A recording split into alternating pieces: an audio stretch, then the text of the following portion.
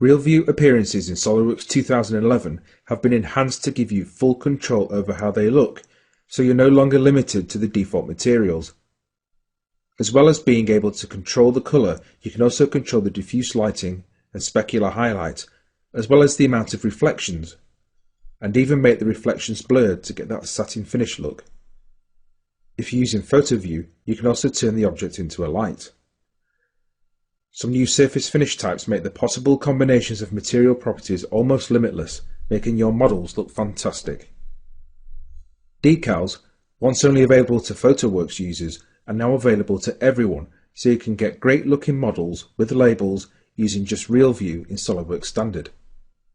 And now they also support the alpha channel in the image, so any transparency information in the file will be used to show the model faces through the decal. Of course, with the interactive on-screen editing, it's easy to get the decal looking just right.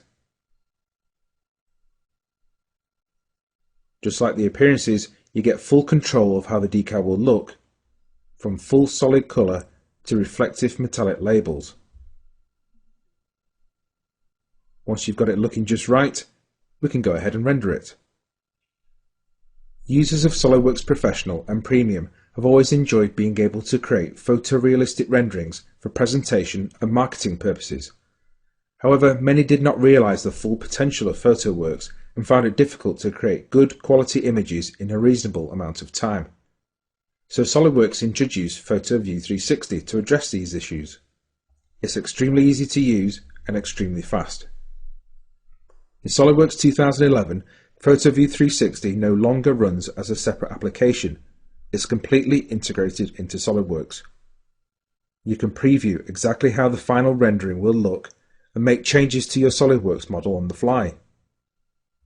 If you change the orientation of your model, the preview updates, and because it is what's known as a progressive renderer, you don't have to wait until it's finished updating the preview before making any further changes.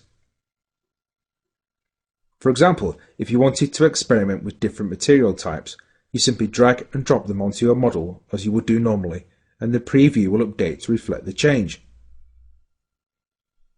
Likewise, if you wanted to change the scene, this also shows up in the preview window, so you know exactly what you're going to get. There's a new tab on the Feature Manager called the Display Manager. It groups together all the visual properties such as appearances, decals, scenes, lights and cameras. You can use the cameras to view your scene, and the perspective and depth of field are set there too. Let's do one final scene change and place this blender in the right environment, a kitchen. Shouldn't really be on the floor, so let's make some modifications to the scene and place it on the countertop.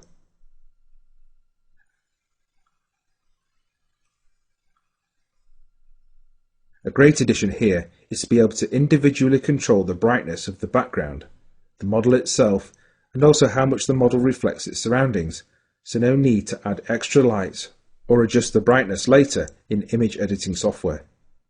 Looks great on a projector too. And yes, I do have two blenders. Photo View 360 will now use lights from SOLIDWORKS too, so to make this image a little bit more realistic, we can simulate the sunshine coming through the window, lighting the blender, casting shadows, and adding glare as well. When all the setup is done, you can hit the final render button, which will run as a separate application, so you can carry on working in SOLIDWORKS whilst Photo View 360 is rendering. Finally, no presentation will be complete without an animation.